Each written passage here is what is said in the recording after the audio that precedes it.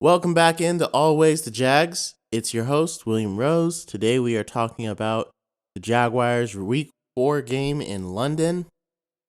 I'm going to get these podcasts out earlier in the week. It's just been a bit of a crazy week for me. But before we go play Buffalo tomorrow morning in London, our two back-to-back games, first team ever to do that, wanted to talk a little bit about the Falcons game. Fortunately, Jaguars came away with the win. Some people said it wasn't a must-win game. I think it definitely was, because if we lost that game, our season was over, because we would have been 1-3, bottom of the division. We're still bottom of the division, I guess, technically, but we're tied up with everybody. And so, we've had some unexpected starts to the season. We thought the Colts victory would be more decisive. I didn't predict us to beat the Chiefs, but I thought that the problem was going to be on our defense, not our offense. And then the Texans game was just absolutely insane. Nobody saw that coming. But then the Steelers came to town and the Texans just demolished them. So I guess the Texans are a good team and probably the biggest threat to us in the AFC South and getting the crown for the AFC South, which I really didn't expect. I thought the Texans might be the second best team in our division, but I didn't think they were going to challenge for the crown, which they are literally doing because they already have us beat. So and like I said, the Texans have a schedule that's easier than ours. So in order to fend them off for the division crown, we really got to be on top of our game. So, yeah, that was a huge surprise. And, CJ Stroud playing well. I bet the Panthers are kind of wondering, should they have taken him over Bryce Young? It's a little too early to tell. However, I would argue that Bryce Young has better weapons in Carolina than CJ Stroud does with the Texans. And as bad as both offensive lines are, I would argue that Bryce Young's offensive line has more invested into it than the Texans' offensive line, because they just lost Tunsil for the year. They lost their guard for the year. They lost their center for the year. They lost a lot of guys. So I'm talking a little bit about the Falcons game. Some steps of the Jaguars I really, really think we need to take moving forward, especially because the Texans are nipping on our heels. And again, there is no making the playoffs if we don't win the division. There are some teams in the AFC that aren't quite as good as I thought and may not be playoff contenders, like the Steelers and the Bengals. The Bengals aren't even going to make the playoffs. They're 1-3. So maybe they can turn around, but after being humiliated by the Titans, I don't really see it. And same for the Steelers. I don't think they're going to be able to make the playoffs. They may or may not finish with a winning record. And then, of course, the Jets lost Aaron Rodgers. So there's 3 playoff contenders that are kind of taken out of the race. But now the Texans have emerged. Obviously the Dolphins were always playoff contenders. And now the Browns are looking a lot better. They're deep, based upon the strength of their defense, a lot better than anyone expected. And it looks like the Ravens are probably going to run away with that division. So anyway, we'll talk about the Falcons. We'll talk about how the Jaguars can keep pace in the AFC, which is still loaded, and what we can look forward to, and if we think it's possible to beat the Bills coming up here in London. So the Falcons game was a good game overall. Josh Allen had 3 sacks. Trevor Lawrence had a very efficient day. The Falcons were able to bottle up the run game pretty well. So it was hard for ETN to get going, but I'm glad they didn't just abandon the run. They still kept it going, so that way they would have that balance on offense that allowed receivers to get free. I figured Christian Kirk might have a day because they used AJ Terrell to shadow Calvin Ridley. And AJ Terrell didn't have a fantastic day, but he actually did a pretty good job. I mean, he held Calvin Ridley to 1 catch for 30 yards, and then he did commit a huge pass interference penalty. But basically, he got beat on 2 plays. All the other plays, AJ Terrell was pretty much, blanketing Calvin Ridley. In some weeks, that might happen. And that's why it's good to have those other weapons. Because if you put your best corner on Calvin Ridley the entire game, well, Christian Kirk and Evan Ingram are going to eat up everything in the middle. And if we had access to Zay Jones, oh man, we probably would have scored 14 more points because he would have just been flying down the field. So I think that was a good balance of offense for us. And, Calvin Ridley still got a touchdown. He was still involved. He's still important. Don't get me wrong. It's just the entire offense doesn't have to flow through him. It can flow through other guys that are, doing well, having a good performance. Let them find the open man. That's the way our offense should work. I still think this isn't quite the offense that Press Taylor designed, and it all comes down to our offensive line. Like Press Taylor's offense and Doug Peterson's offense, with the weapons that we got, we want Trevor Lawrence to have time in the pocket to sit back and pick you apart. For our receivers to get deep and maybe have a couple of checkdowns. But the way our offense is designed, we don't have guys that are good at blocking for checkdowns, for screens, stuff like it's designed to go out there, run your routes, get open, and Trevor's just gonna throw you a bomb. And he's gonna use that crazy arm of his to put you to throw it all over the field.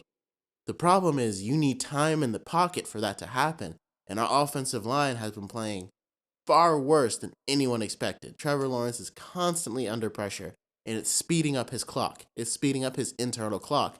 And that's why he missed. He missed Christian Kirk wide, wide open on like 2 or 3 plays. There's at least 2 or 3 plays with the Falcons. There's one that would have been a touchdown, and another one that would have at least been a fourth down conversion. And like Christian Kirk was just running wide open. And that's the thing about this scheme. It gets receivers open, but it doesn't account for shoddy offensive line play. And so Press Taylor's trying to adjust it on the fly, but the whole offense is not really built for that. The guys just have to get better because Trevor needs time for this offense to really cook. And I think that's what we're seeing for these first few weeks because throughout the entire league, we've seen defensive lines are playing really well and some offensive lines really aren't. But especially in our offense, it's not designed to have pressure constantly on Trevor.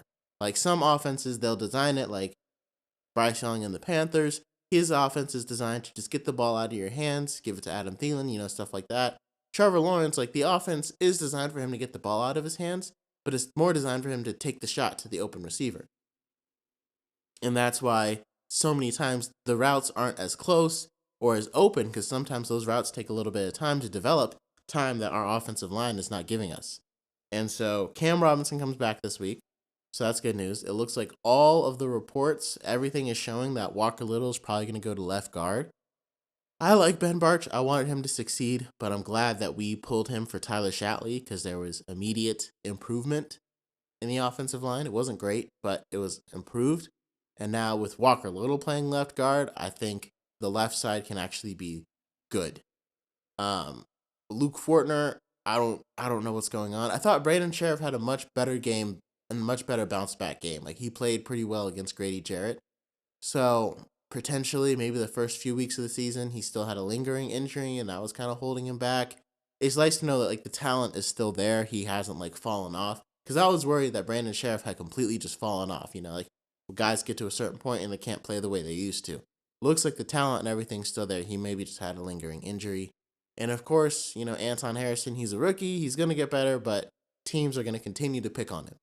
And so if we can fortify, get Walker Little in there at left guard, have Cam Robinson at left tackle, we can at least maybe fortify the interior a little bit and make sure Fortner is double teamed with either Little or Sheriff on whoever he's against. Don't let him do any one-on-ones because Fortner is probably going to lose because he's not really playing up to the level that he should be. And then teams are just going to scheme to put their best guy on Anton Harrison because at this point he's been a revolving door. And again, he will get better, and we can't just pull him out of the lineup for the sake of bad performance and trying to improve the offensive line. We just got to hope he gets better. And like I said, I really do think he will. It's just with this year shaping up the way it's been, I don't think it's going to cost us the division, but it's a tight race. We don't have, we're not so far ahead of everybody that we can, drop a couple of games as our offensive line like really gels together. We can't really afford that, So this game against the Bills, I had originally predicted that we were going to win after watching the Bills play this year. It's going to be tough. I don't know if we're going to win because their defensive line is so good, and Von Miller is back now. I was hoping they let him rest up one more week. So, but we'll see. But overall, against the Falcons, I think our defense played extremely well. Um, if Andre Cisco didn't drop the ball, we would have had 2 pick sixes.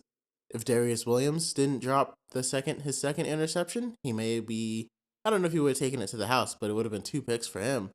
So, if our defense can play at that consistent level, um, we will be very, very good, and we'll be okay, because that was a good all around performance for everybody.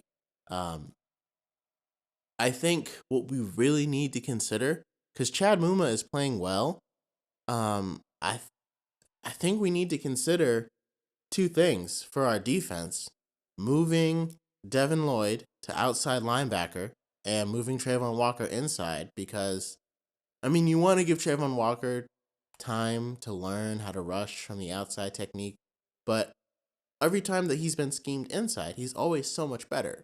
And he's good against the run. Like, he's a tremendous run defender, which is why him playing inside is even better. Because he can go out and set the edge if he needs to on a running play. And so letting Devin Lloyd rush the pass, like, he's got some good pass rush skills. He's done it before, and he's come on blitzes. That might be a good idea, but I honestly think before the trade deadline, the Jaguars need to target Danielle Hunter. Caleb on Chason, he's playing a little bit better this year, but he's still not it. Like, if you look at the teams with the best pass rushes that everyone is scared of, the Jets, the Bills, those guys come in waves. You know how many good pass rushers the Bills have? Gregory Rousseau, Von Miller, Leonard Floyd. Like, to them, it's like, oh no, we don't need. They haven't just settled with the guys they have. Like, Gregory Rousseau was a first round pick. They still have AJ Espinosa, who was a second round pick. But they didn't just sit on those guys and be like, that's good enough. They went out and got Von Miller, and they got Leonard Floyd, who were starters for the Rams just a couple years ago. And now the Bills have them in this rotation with AJ Epinesa and Gregory Rousseau, who could also be starters, and they just keep them fresh and rotate them. And then you got Ed Oliver wrecking havoc from the middle, Daquan Jones. There's too many guys to account for. And that's the kind of defensive line that we need. Because if we do that, then our defense can become a strength, and it will help as our offense is coming along. Because right now our defense is playing a lot better than our offense, but our defense needs to be able to get pressure. And if you line up Danielle Hunter and Josh Allen, like, you could put Trayvon Walker in on the obvious pass rushing downs, and then swap in Danielle Hunter on the obvious. You could bring in Trayvon Walker on the obvious running plays, and then bring in Danielle Hunter for the pass rushing plays. Like, it's going to be killer, because that pressure is what's messing up offenses all around the league right now. And Josh Allen is having a fantastic year. I hope he keeps balling out. He's leading the lead in sacks. He's tied for league lead. Like I said, some of those 3 in week 1, were they actually sacks? But the sacks that he got this week, those were sacks. That was 3 sacks. Josh Allen, being Josh Allen, caused the forced fumble. But he needs help. We got to get him help. And, like, I wasn't sure about trading for Danielle Hunter before at the beginning of the season, because he's coming off an injury. And I would have rather had a guy like Zadarius Smith, who had just played full games and had 10 sacks. But Danielle Hunter already has 5. So if we bring him in, and again, it'll probably take cap space room, figure it out. Balky can do it, rearrange some contracts, make it work. At most, we could get him in for like a 4th round pick. We could probably trade Caleb on Chason in a 5th round pick and bring in Danielle Hunter. And I don't think the Vikings are necessarily going to tank and like sell off assets. However, based upon the Vikings roster, if they, say traded Kirk Cousins to the Jets or something like that, someone that had a legitimate shot, and then Cousins becomes a free agent after this year, the Vikings could find themselves getting Caleb Williams at the beginning of next year. Something to consider. Getting a new quarterback, and you've already got a superstar, because you're going to have to pay Justin Jefferson, so now you keep the best receiver on the league, and your rookie quarterback already has the best receiver in the league. So that might be helpful. But anyway, we have to start making calls about pass rushers because we need another guy. It's not like we need to replace Trayvon Walker. It's not like Trayvon Walker doesn't need help, but the best pass rushes in the league have multiple guys that can hurt you. Multiple guys. They switch them in and out. And our depth is not enough. DeJuan Smoot's going to come back. That's great. We still need Danielle Hunter because if he can come in, Caleb on Chason, like you said, he had some good plays, but again, it's for depth, it's for rotation. It's not necessarily saying that we don't believe in Trayvon Walker. And then after this season, we can decide if we want to keep the guy or not. But we need, like when in 2017, when we were absolutely cruising, we had Calais Campbell, we had Yannick Ngakoue, and then we realized we had a run defense problem, and we brought in Marcel Darius. That's the kind of attitude that the Jaguars need to have this year. Bring in somebody, because I feel like we were too comfortable with our roster last year, and it's showing right now, even on defense, and even on offense. Like, again, the issue I think for our entire offense is lying in the offensive line. And I think we're expecting Ben Barch, Luke Fortner, and Anton Harrison to all play much, much better. We thought they would kind of like grow into their roles, but they haven't. So that's been a huge boon on the offense. So while we figure that out, at least now our defense is playing better than we thought. Still wish we had taken Brian Branch because I think he's playing better than Trey Herndon right now, but Trey Herndon is still playing in the nickel. And, we only allowed the Falcons to 7 points last game. So we probably won't make any moves or changes in the secondary, but if we can bring in more pass rush help, it will make our guys in the back end better. 100%. So I also think we should consider, it won't help against Buffalo because we don't have time to sign him and bring him in yet. But like one underrated thing about James Robinson, the former running back that we used to have, who I absolutely loved, and he got passed up by ETN. ETN is too dynamic to keep off the field. Totally get that. But James Robinson was really good in pass protection and picking up the blitz. Like, he was there by Trevor Lawrence. And I think that's one of the reasons why Trevor Lawrence last year with the Urban Meyer fiasco was like, or 2 years ago was like, hey, James Robinson has got to be on the field because if Trevor sees the blitz, he'll tell James and James will pick it up. Or James will see the blitz himself and he'll go pick it up, or he can pick up that free rusher. Like, ETN is great, but I don't see him stopping a linebacker or a defensive end because he's not built like that. He could maybe disrupt him a little bit, but he's going to get mauled over. And Tank Bigsby has the size and the strength to do it, but does he have like the mental? He's still a rookie. That'll take time for him to grow into that role. And I don't know if Dearness Johnson or Jermichael Hasty offer any of that. And I think that might help with some of it. Maybe because signing a guy like James Robinson to have him there, he could help out Anton Harrison when that, top flight guy is bearing down on Anton Harrison. Give him a little help with the running back. Let him spy it and chip him. And that way our guys can get open because we can have one on a passing play. We can have one running back in, helping out with Anton Harrison, double teaming whatever top flight guy, whether it's TJ Watt that we're going to face soon, or Von Miller, or any other guy. And then we still got 4 skill position players who can all get open. Evan Ingram, Calvin Ridley, Christian Kirk, and Zay Jones. They're going to get open. You can't cover all 4 of those guys. You could have 5 deep. You cannot cover all 4 of those guys. They're going to get open. So giving Trevor a little bit more time with a running back or someone like that who can help out in pass protection is an idea I think the Jaguars really, really need to consider while Anton Harrison is getting up to speed. Because our left side should be fine. Cam Robinson can handle mostly anybody in the league one-on-one as long as he's got to get back into it. But I think this week the Bills are definitely going to put Von Miller on Anton Harrison. So Cam Robinson will have a good week to warm up, and I'm like, Travis Etienne, I don't see him helping much when Von Miller is just barreling through Anton Harrison. So hopefully, I think it's possible for us to win. I think our advantage would come in right now, the Bills are going to be playing a lot of zone because Tre'Davious White is hurt and he's out for the season. So man on man, they probably don't trust their guys just yet. Dane Jackson had a really good pass breakup against Tyreek Hill. And I was surprised that they had him on Tyreek Hill last week. And so hopefully they're probably going to play a lot of zone because I don't think they trust their guys to beat our guys in man coverage. I don't think they trust like Kyer Lam or Dane Jackson to beat Calvin Ridley one on one in man coverage. And if you don't beat your guy one on one in man coverage, well, that's a touchdown.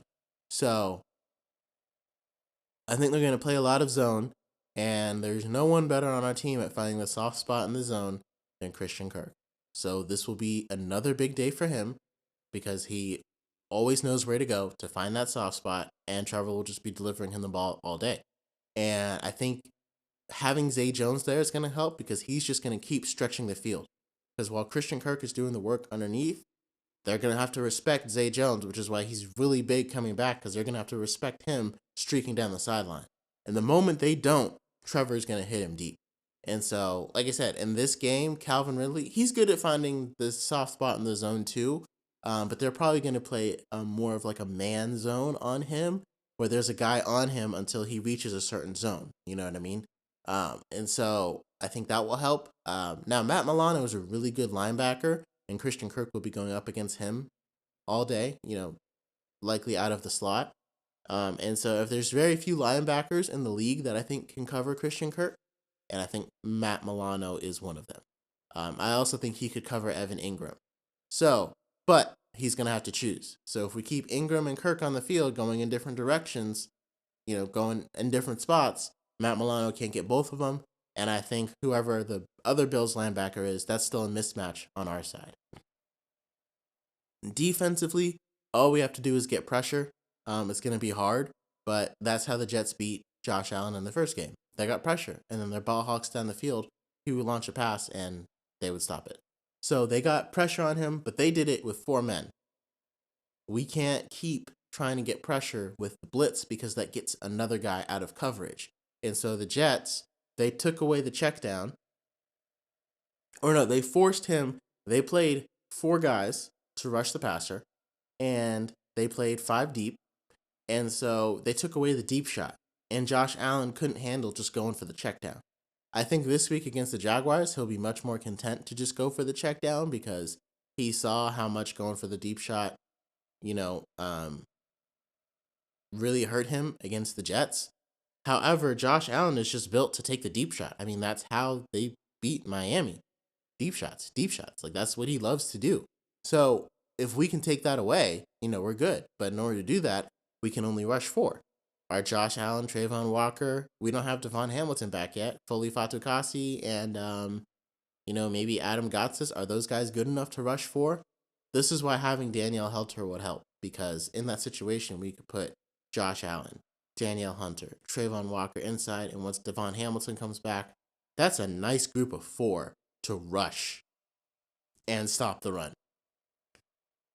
Because all of those guys can do that. I don't know how good Danielle Hunter is against the run, but those other guys are fantastic against it. And that's a good group. And of course, Foye Oluokun is just a heat-seeking missile. So if, the run gets past those guys, he will knock them out.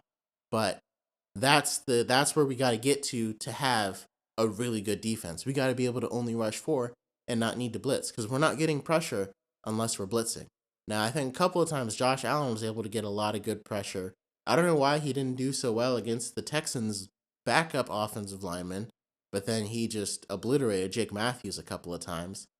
That consistency thing, I don't get. But Danielle Hunter is one of those guys that's been in the league for such a long time. If you're not, if you're not that good, he's gonna take advantage of it. And the Bills have a good line. Osiris Torrance, he was one of the guys that I was thinking we might draft because he could play inside and outside. And if we had him right now, our offensive line would probably be playing a lot better because we probably would have put him in at left guard, Walker Little at right tackle, Cam at left tackle, and our offensive line would have went from the weakness to a strength. But can't look in the past. So he's playing well. And then, but last time Josh Allen played Josh Allen, the Josh Allen Bowl. Now it's in London. It's pretty cool. Last time Josh Allen played Josh Allen, he abused Deion Dawkins. So hopefully he'll line up on the same side, be able to do the same thing. And this was before Josh Allen had any kind of help. I think Dewan Smoot was in the game, so we might use Dewan Smoot a lot more. Like I wish we had kept Arden Key because the rookies just replacing him with the rookie just isn't really cutting it. But like I said, if we can get a guy like Daniel Hunter, like Arden Key, I think is leading the league in win rate, but he still doesn't have, but he's not leading in like sacks. Which sacks are a volatile stat, but it's like if you're gonna bring a guy in, if you're gonna pay a guy, it's because he can get the quarterback on the ground because that's how you kill a drive. Think about it. If it's like 1st and 10, if you're able to stop the run, or cause an incomplete pass, now it's 2nd and 10. If you bring the blitz and you get home, now it's 3rd and 17. The drive is over because now you're just going to play prevent. And most teams don't even think. They think about just getting in a better position to punt it. So that's how you kill a drive with sacks. So, and I think that's the best way to do this one because the Bills are still pretty committed to the run. So if we're able to stop the run on 1st down, don't let him pick up more than 2 yards or so. And if you can bring the blitz on 2nd down, um, like I said, it would be helpful if we could play more man coverage. It'll be interesting to see Tyson Campbell versus Stephon Diggs, and then on the other side, Gabe Davis versus Darius Williams. I hope Gabe Davis isn't too fast for Williams. We'll see. But like I said, on that 2nd down, bringing the blitz, force him into 3rd and long. Because the Bills are good at 3rd and long, but no team wants to be in 3rd and long because everyone knows what you're going to do. And then we can rush for and um, play prevent, maybe force him into a bad decision. So I think that's the recipe for winning against the Bills. Get some pressure on Josh Allen. Feed Christian Kirk. Feed Evan Ingram because they are going to be watching for Calvin Ridley. And they're not too good against the run, so keep feeding Travis Etienne as well. The Bills actually have given up a lot per carry. Explosive backs, they faced a lot of them, and haven't done so well. And Travis Etienne fits that mold. And like I said, Matt Milano, I think is one of their best defensive players. He's an extremely fast, strong linebacker, and so making sure that he's the guy that we need to watch because Travis Etienne can run away from most guys in the Bills defense. I don't know if he's going to run away from Matt Milano. I mean, he probably could, but it'll be a little bit tougher. So, yeah, so that's our recipe for beating the Bills in London. Hopefully, we get the W. Even if we don't, this won't mean the season's over because there's a couple of games that I thought we might lose. I didn't think we were going to lose to the Texans, but there's a couple of games coming up that I thought we might lose that look like now we can definitely win. And that's the Bengals and then the Saints. I don't know if it's Derek Carr's shoulder injury that made him not look so well against the Buccaneers, but he really was not playing well against the Buccaneers. So I'm thinking between those two things, we should be good. And like I said, even if we win, it was good that we won in London against the Falcons because if we lose to the Bills, we'll still be okay. Yeah, if we lose to the Bills, we'll still be okay. So